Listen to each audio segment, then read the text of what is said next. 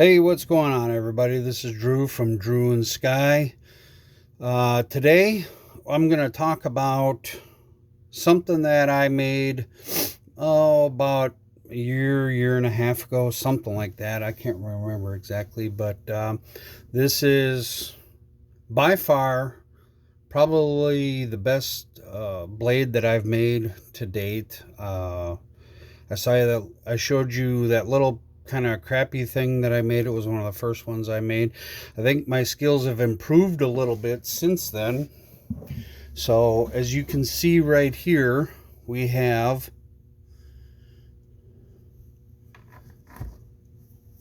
a semi-nice looking sheath, which I also handmade.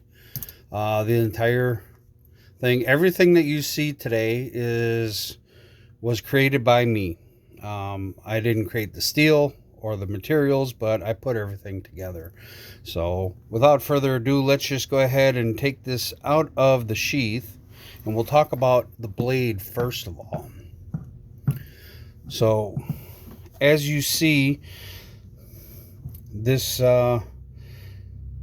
blade is kind of hefty. It's not a little finesse blade at all. There's definitely some significant flaws in it, but compared to the first couple knives that I made, I think it's a vast improvement. It's by far my proudest accomplishment as somebody who likes to dabble in the art of bladesmithing or knife making or whatever you want to call it. So let's first just go over some specs about this knife. It is made from 1095 steel.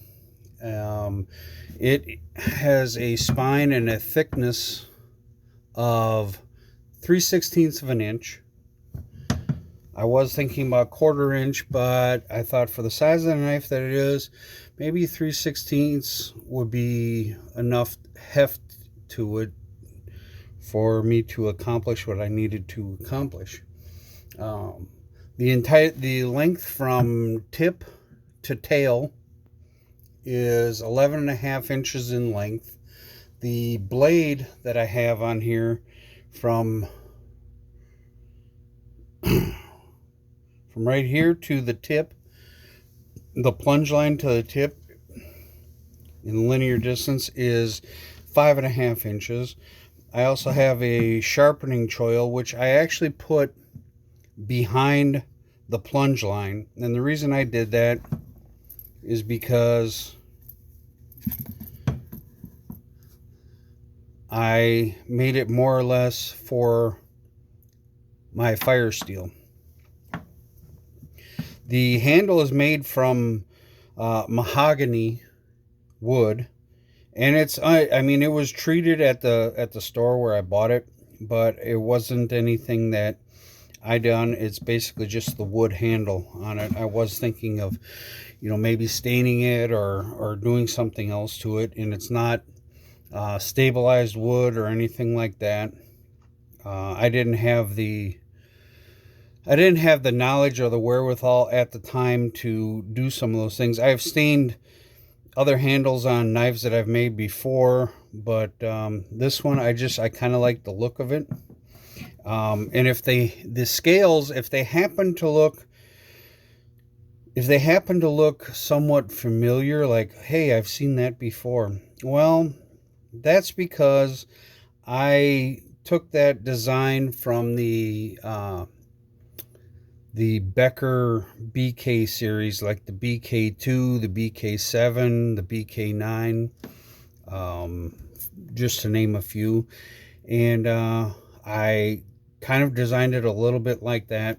As you can see, the end here is a little bit different than on a Ethan Becker design knife. I also drilled in a lanyard hole, which I haven't put in yet. And the grind on here, I guess you could call it like a Scandi grind. Was not my original intention of putting a grind on here like this. It's just kind of the way that it ended up, which means I have a lot of thickness and it's very, very heavy. I happen to like it. right now it has been used quite a bit, and it does need some sharpening, especially up here.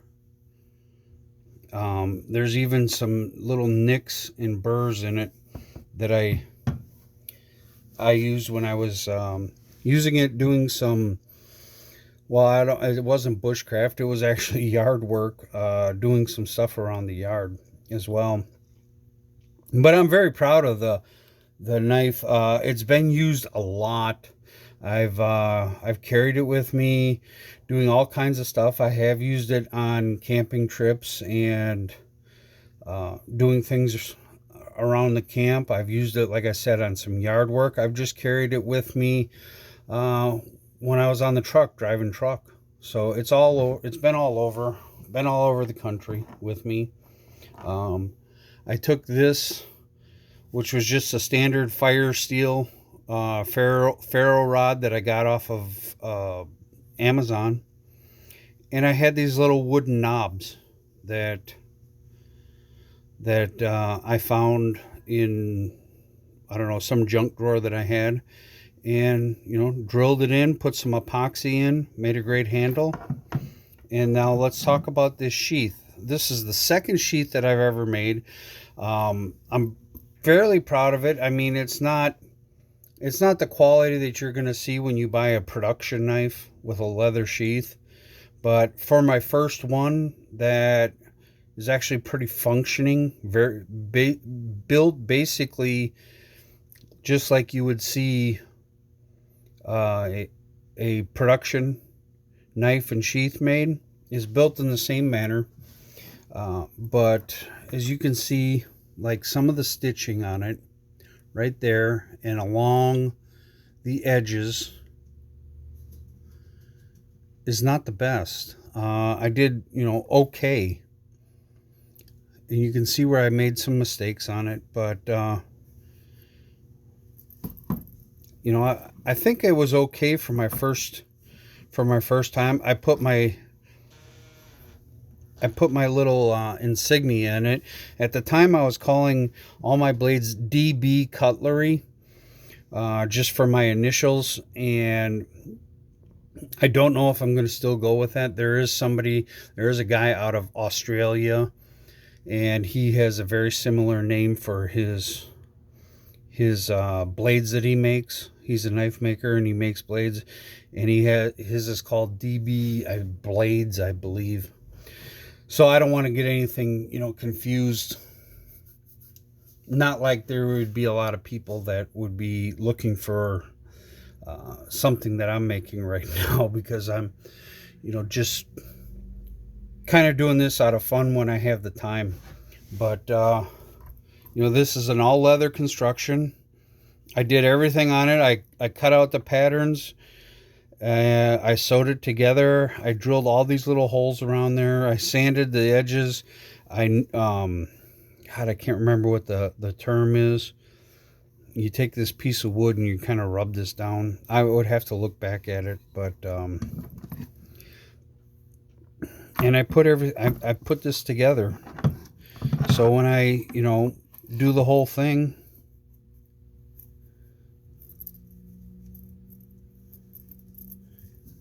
and I put it all in one, and there you have it. I nicknamed this one the DOZER because I was kind of looking at a knife review that somebody had, something very similar to this, and he called that knife, he said, this thing is just a bulldozer of a knife. And this one, it's pretty much the same way. It's kind of a bulldozer. I named it the DOZER, and it's just something. I love this knife. I take it with me a lot of places, and I did do the heat treatment. I did the heat treatment right here in my shop. I have a couple different types of forge systems that I use, and I did get it up to the right temperature, and I did heat treat it. The file scaled right across it, or skated right across it. And then I tempered it in the oven, 400 degrees for an hour, and then cool for an hour, and then 400 degrees for another hour. So it does hold an edge, and it works great for me. I hope that I can make maybe a newer and improved version of something of this sort. And, you know, maybe one day I'll have one that's nice enough to sell. Who knows? The inspiration from this knife actually came from, like I said, watching a video where somebody was doing a knife review, and he called this knife a bulldozer. Not my knife, but the knife he was testing out. And it also came from probably my favorite line of knives, which is the Ethan Becker designs that he does for K-Bar. Case in point, the number one favorite knife that I have of his is a BK2, and I will do a video on that one as well. But I really enjoy this knife. And like I said, the inspiration came from that knife and maybe a couple other different designs that I've seen along the way. And voila, you have the DOZER. So let me know what you think about this knife and about anything else. Leave a comment down in the comment section below. And if you like my video, go ahead and hit like, and it'd be great if somebody could subscribe to my channel. And if you hit that notification bell, then you'll know when I have a new video up. Until next time, this is Drew from Drew and Sky. And maybe we'll have another video coming from the road real soon. Until then, we'll talk to you next time.